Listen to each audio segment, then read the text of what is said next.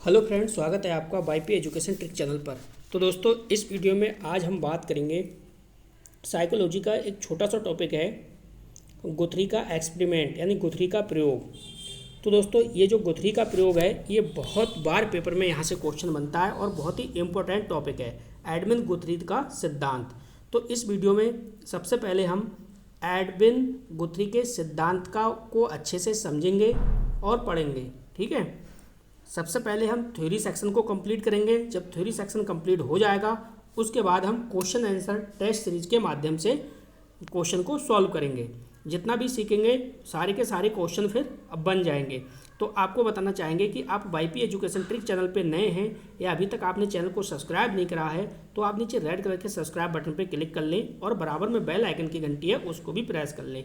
इससे क्या होगा दोस्तों कि जब भी हम वीडियो को अपलोड करेंगे तो उसका नोटिफिकेशन सबसे पहले आपके पास पहुंच जाएगा। आप इस वीडियो तक दोस्तों पहुंच ही गए हैं तो एक बात और आपको बताऊंगा। देखिए, अगर आपको मनोविज्ञान पढ़ना है, बिल्कुल निःशुल्क पढ़ना है दोस्तों, सारी क्लासें देखनी है बिल्कुल फ्री में, तो आपके लिए दोस्तों मैंने टॉप साइकोलॉजी की प्लेलिस्ट बना दी है। दोस्तों, टॉप साइकोलॉजी की जो प्लेलिस्ट मैंने आपके लिए बना दी है वहाँ पर आप जाइए और एक एक वीडियो को आप अच्छे से देख लीजिए। ये जो क्लास है दोस्तों ये 7 बजे चलती है, शाम को 7 बजे रोजाना क्लास इसकी चलती है मनोविज्ञान की। और शाम को जो 8 बजे क्लास चल रही है वो दोस्तों संगम सीरीज के नाम से चल रही है। 3000 प्रश्नों की उसमें मॉक टेस्ट आपको करवाए जा रहे हैं। तो बिल्कुल निःशुल्क है, कोई प्रॉब्लम नहीं है। शाम को 7 बजे जुड़िए या फिर 8 बजे जुड़िए। अगर आप 7 या 8 बजे नहीं जुड़ पाते हो तो आपके लिए टॉप साइकोलॉजी की प्लेलिस्ट मैंने बना दी है, वहाँ से आप वीडियो को देख लीजिए। तो अब बिना किसी देरी के चलते हैं टॉपिक की ओर, देखेंगे एडमंड गुथरी का सिद्धांत क्या है। चलिए दोस्तों समझते हैं। वीडियो को आप अंत तक देखना, तभी टॉपिक अच्छे से समझ में आएगा और ध्यानपूर्वक आपको सुनना है। देखिए, सिद्धांत है वो है गुथरी का समीपता अनुबंधन सिद्धांत। क्या नाम है? गुथरी का समीपता अनुबंधन सिद्धांत। ठीक, सबसे पहले इसके देखिए सिद्धांत के अन्य नाम देखिए। सिद्धांत के जो सिद्धांत के जो अन्य नाम हैं वो कौन कौन से नाम हैं, इनको थोड़ा सा समझिए। ठीक है, चलिए इनको समझते हैं। इसके बाद एक एक अक्षर पे इसकी चर्चा करेंगे। क्वेश्चन बिल्कुल रट जाएगा, किसी भी प्रकार की आपको कोई भी प्रॉब्लम नहीं होगी। देखो यहाँ पे लिखा है सिद्धांत के अन्य नाम। तो अन्य नाम क्या है? देखो यहाँ पे है उद्दीपक अनुक्रिया समीपता का सिद्धांत। इसी को गुथरी का जो समीपता अनुबंधन सिद्धांत है, इसी का जो उपनाम है वो क्या है? उद्दीपक अनुक्रिया सिद्धांत। इसी को दोस्तों बोलते हैं स्थानपन्नता का सिद्धांत। और एक शब्द इसमें और जोड़ लो, इसी को बोलते हैं नवीनता का नियम। दोस्तों, इसी को क्या बोलते हैं? नवीनता का नियम। इसी सिद्धांत को बोलते हैं नवीनता का नियम। तो दोस्तों, आपने क्या क्या समझा? आपने समझा गुथरी का समीपता अनुबंधन सिद्धांत है, इसका जो उपनाम है वो है उद्दीपक अनुक्रिया का समीपता सिद्धांत।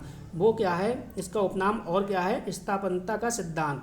और क्या है दोस्तों? नवीनता का नियम। ये 3 हैं। ठीक है, तीनों नाम आपको याद रखने हैं। दूसरा देखिए, अगर मैं इनकी प्रयोग की बात करूँ दोस्तों, इन्होंने प्रयोग किस पे किया है? तो इन्होंने करा है प्रयोग खरगोश पर किया है और बिल्ली पर किया है।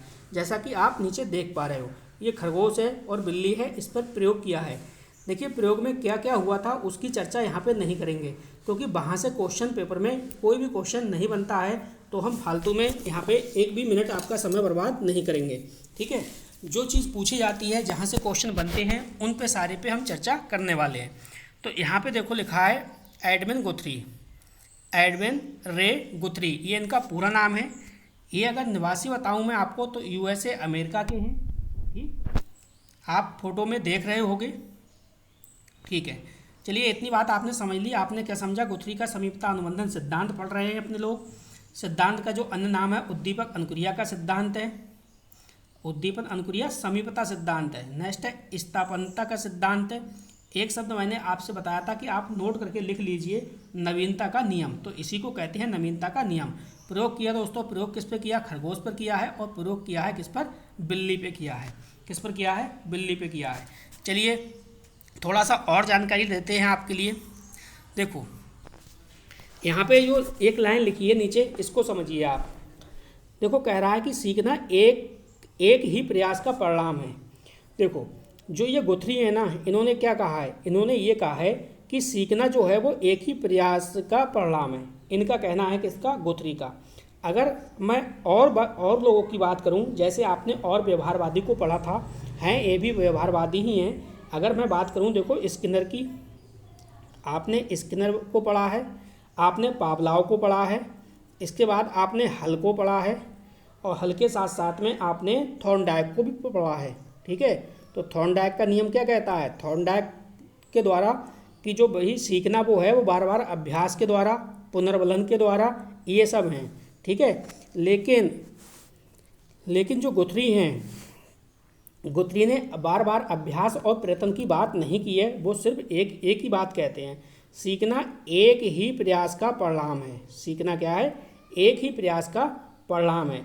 और दूसरी बात बता दूं मैं, जैसे स्किनर आपने देखा, एक शब्द आता है पुनर्बलन, इसको समझो आप, क्या आता है दोस्तों, पुनर्बलन। ठीक है, पुनर्बलन।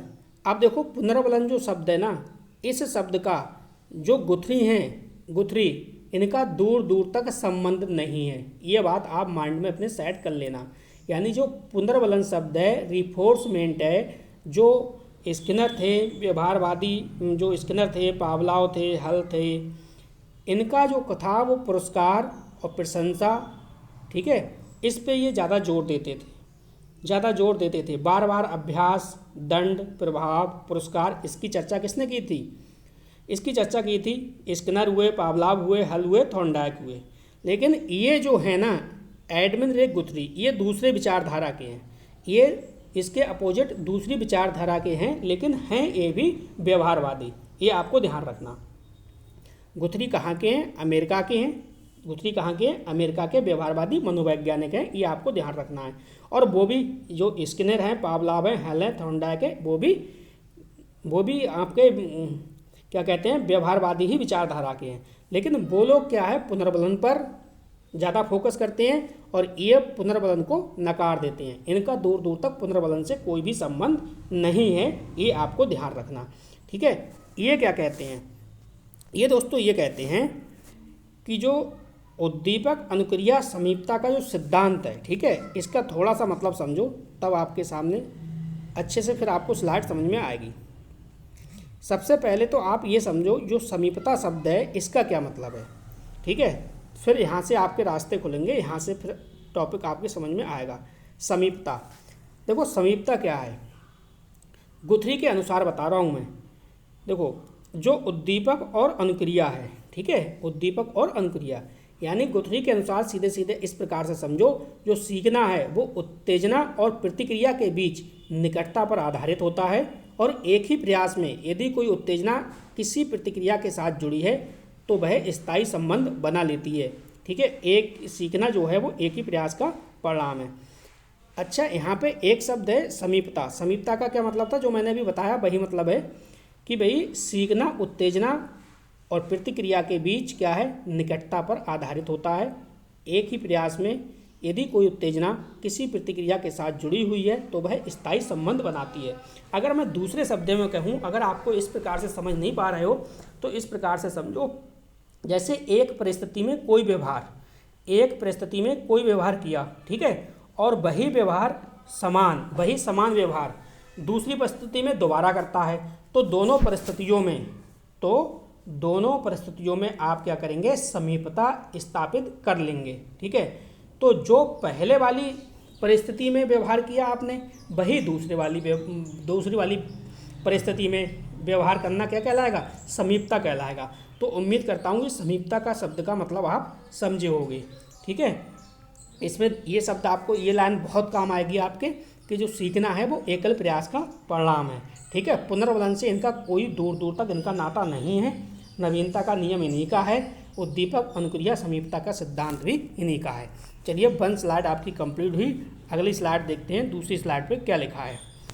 चलिए दूसरी स्लाइड को देखिए आप, यहाँ पे क्या लिखा है। देखो दूसरा पॉइंट क्या कह रहा है कि भाई गुथरी हैं, गुथरी के अनुसार उद्दीपक अनुक्रिया के बीच अनुबंधन पुनर्बलन द्वारा स्थापित नहीं होता। मैंने आपसे पहले ही कहा है कि इनका जो पुनर्वलन है, पुनर्वलन से इनका दूर दूर तक नाता नहीं है। इन्होंने पुनर्वलन पर कोई भी चर्चा नहीं की है, बल्कि पुनर्वलन को क्या है, नकारा है। ठीक है, तो ये आपको ध्यान रखना है। पुनर्वलन की सिर्फ और चर्चा कौन करते हैं दोस्तों? स्किनर आते हैं इसके अंतर्गत, पावलाव आते हैं, सीएल हल आते हैं आपके, और थॉर्नडाइक आते हैं। इन चारों ने चर्चा की है, पुनर्वलन पर ज़्यादा जोर दिया है। कैसे? बार बार अभ्यास पर, प्रभाव, दंड, प्रयत्न, पुरस्कार, उस पर चर्चा की है। लेकिन इन्होंने चर्चा नहीं की है, ये बात आपको माइंड में सेट करके रखनी है। चलिए आगे बढ़ते हैं। अगला पॉइंट समझो। बल्कि उद्दीपक अनुक्रिया के मध्य समीपता के आधार पर अनुबंधन स्थापित होता है, ये कहा है, ये गुथरी के शब्द हैं। ठीक है, नेक्स्ट पॉइंट है, देखो, बुरी आदतों को छुड़ाने के लिए गुथरी ने अपने सिद्धांत में 3 प्रमुख बातें बताई हैं, यानी 3 विधियां बताई हैं। बुरी आदतों को छुड़ाने के लिए गुथरी ने क्या करा है? गुथरी ने अपने सिद्धांत में 3 प्रमुख विधियां बताई हैं।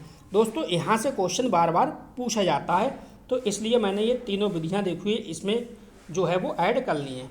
बहुत बार पेपर में क्वेश्चन बनते हैं यहाँ से। जब अपन टेस्ट सीरीज लगाएंगे तो आपके समझ में एक एक क्वेश्चन आ जाएगा। ठीक, देखो यहाँ पे है देहरी विधि, नेक्स्ट है थकान विधि, और 3rd नंबर पे है असंगत उद्दीपक विधि। अच्छा, जो पहले नंबर पे देखो यहाँ पे देहरी विधि दी है ना, कौन सी विधि दोस्तों? देहरी विधि। ठीक है, देहरी विधि को ही सीमा विधि के नाम से भी जाना जाता है। क्या है? सीमा विधि। ये आपको ध्यान रखना है, देहरी विधि या सीमा विधि एक ही बात है। चलिए अगली स्लाइड देखिए क्या कह रहा है। अगली स्लाइड कह रहा है दोस्तों, यहाँ पे समझो कि सिद्धांत की शिक्षा में उपयोगिता क्या है। इस सिद्धांत की शिक्षा में क्या उपयोगिता है, तो समझिए। देखो, सिद्धांत बताता है कि प्राणी नवीनतम अनुबंधन पर अधिक ध्यान देता है। प्राणी क्या बताता है कि भाई ये नवीनतम जो अनुबंधन है इस पर अधिक ध्यान देता है। सिद्धांत ये बताता है, सिद्धांत ये बताता है कि प्राणी नवीनतम अनुबंधन पर अधिक ध्यान देता है। दक्षता अर्जित करने के लिए अभ्यास के महत्व को स्वीकार करता है, यानी दक्षता अर्जित करने के लिए अभ्यास के महत्व को स्वीकार करता है। 3rd पॉइंट है सिद्धांत सीखने के लिए केवल एकल प्रयास पर अधिक बल देता है। सिद्धांत ये कहता है जो सीखना है, सीखने के लिए केवल एक एवं प्रथम प्रयास ही अधिक बल देता है। कौन? गुथरी। नेक्स्ट सिद्धांत के अनुसार है कि इस तरह का जो अधिगम इस तरह का हो कि वह पूर्व ज्ञान में बाधा उत्पन्न ना करे, यानी जो अधिगम हो वो इस टाइप्स का हो कि आपके पूर्व ज्ञान में कोई भी बाधा उत्पन्न ना करे। नेक्स्ट है माता पिता तथा अध्यापक गुथरी द्वारा बताई गई विधियों से बुरी आदतों को छुड़ा सकते हैं। ठीक है, यानी जो माता पिता तथा अध्यापक गुथरी द्वारा बताई गई विधियों से बुरी आदतों को क्या कर सकते हैं? छुटा सकते हैं। दोस्तों ये थ्योरी सेक्शन जो था आपका वो कंप्लीट हुआ। अब अपने लोग चलते हैं ऑब्जेक्टिव क्वेश्चन की ओर, PYQ लगाते हैं, देखते हैं कि किस टाइप के क्वेश्चन यहाँ से टॉपिक से बनते हैं।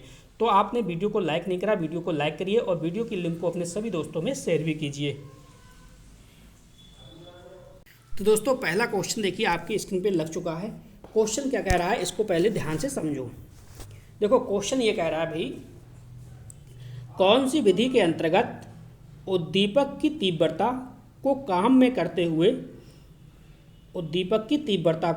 करते हुए धीरे धीरे बढ़ाया जाता है, यानी कौन सी विधि है ये आपको बताना है।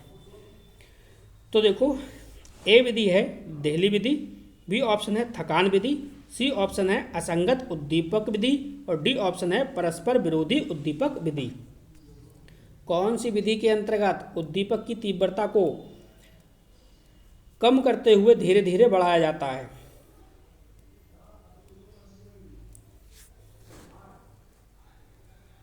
सही जवाब आपको देना है। कौन सी विधि के अंतर्गत उद्दीपक की तीव्रता को काम करते हुए धीरे धीरे बढ़ाया जाता है? कम करते हुए, काम नहीं होगा यहाँ पे, कम करते हुए धीरे धीरे बढ़ाया जाता है।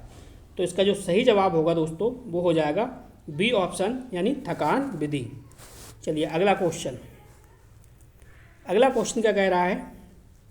अगला क्वेश्चन कह रहा है दोस्तों गुथरी के द्वारा दिया गया कौन सा नियम नहीं है। यहाँ पे देखो क्वेश्चन में क्या कह रहा है, नहीं है। जो नहीं है उसको आपको बताना है, यानी गुथरी के द्वारा दिया गया कौन सा नियम नहीं है। ए ऑप्शन है समीपता का नियम। तो अभी आपने पढ़ा समीपता का नियम पे तो विशेष रूप से चर्चा ही हुई है, इसीलिए ये सिद्धांत बना है। नेक्स्ट है आत्मीकरण, आत्मीकरण के कारण, तो ये शब्द नहीं आया, करण है, ठीक है, आत्मीकरण है।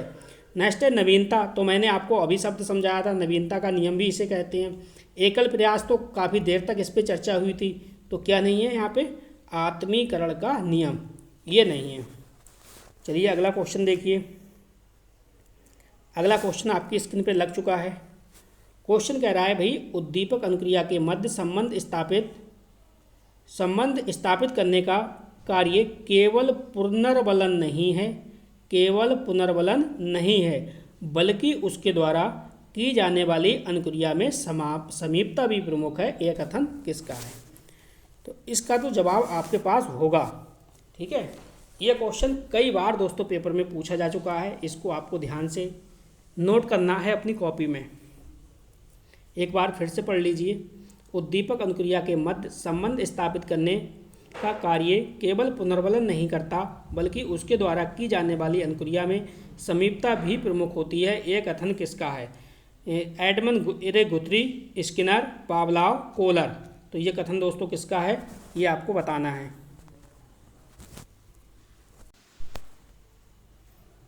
दोस्तों इसका जो सही जवाब है वो क्या होगा? ए ऑप्शन बिल्कुल सही हो जाएगा, एडमंड रे गुथरी।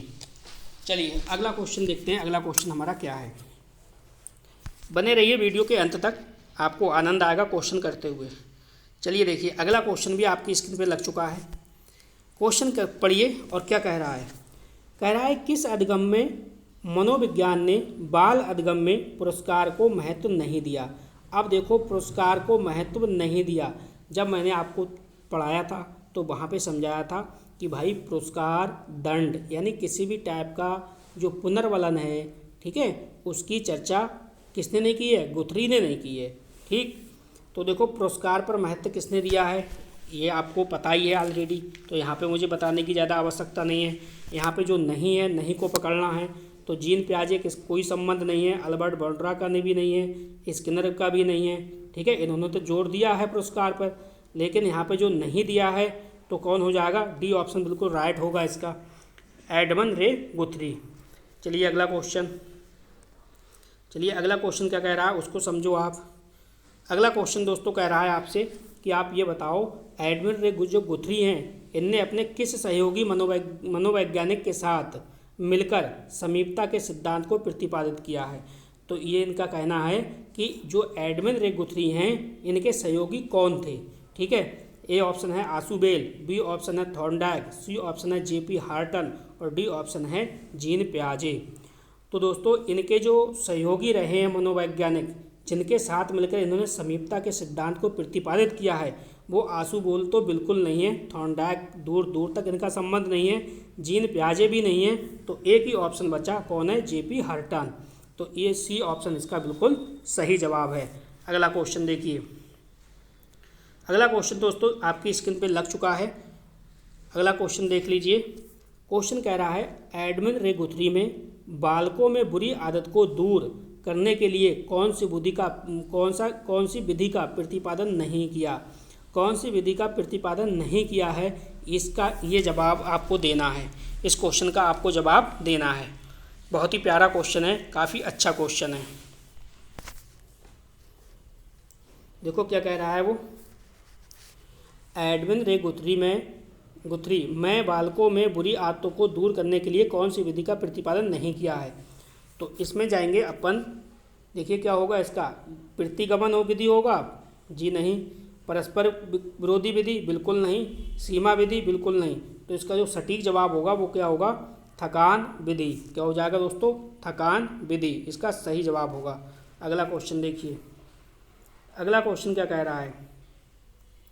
अगला क्वेश्चन आपसे ये कह रहा है भाई आप ये बताओ एडमंड रे गुथरी के अनुबंधन सिद्धांत में शामिल नहीं है, जो शामिल नहीं है वो आपको बताना है, ठीक है। तो देखो आपको जब कराया गया था तो स्थापनता का सिद्धांत आया था, उपनाम है इसका, ये आया था, ठीक है। निगमन सिद्धांत मैंने अलग से आपको समझाया था शायद, नहीं निगमन नहीं बताया था, वो बताया था आपको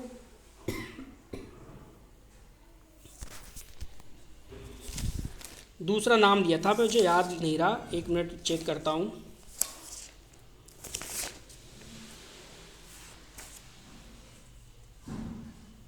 नवीनता बताया था मैंने, निगमन नहीं बताया था, ध्यान से उतर गया मेरे। ये नवीनता वाला बताया था मैंने, नवीनता का नियम, ठीक है। तो स्थापनता का सिद्धांत बताया था, समीपता अनुबंधन का सिद्धांत और एकल प्रयास का सिद्धांत, ये तीनों होते हैं, ठीक है। इसके साथ साथ में इसमें ये तीनों आ गए तो चौथा भी जोड़ लो यहीं पे। ये चौथा नाम क्या था? नवीनता का नियम। क्या था दोस्तों? नवीनता का नियम, ठीक है, नवीनता का नियम। लेकिन जो निगमन सिद्धांत है ये आपका नहीं है, ये आपका नहीं है, इसलिए डी ऑप्शन इसका बिल्कुल सही जवाब होगा। अगला क्वेश्चन देखिए, अगला क्वेश्चन आपसे क्या कह रहा है उसके बारे में थोड़ा सा समझो आप। क्वेश्चन समझिए, क्वेश्चन क्या कह रहा है आपसे। देखो क्वेश्चन कह रहा है भाई, गुथरी के अनुसार उद्दीपक अनुक्रिया के मध्य अनुकूलन बंध बनाने का कार्य करता है। तो भाई गुथरी के अनुसार उद्दीपक अनुक्रिया, जैसे ये उद्दीपक है और ये अनुक्रिया है, ठीक है, इनके जो मध्य में यानी बीच में जो बंध बनाने का काम है वो किसका है? तो जाहिर सी बात है, आपने क्या पढ़ा था? आपने पढ़ा था उद्दीपक अनुक्रिया समीपता का सिद्धांत। तो क्या तत्परता है? जी नहीं। पुनर्वलन है? बिल्कुल नहीं। प्रेरणा है? बिल्कुल नहीं। तो क्या होगा यहाँ पे सही जवाब? वो होगा समीपता, ठीक है।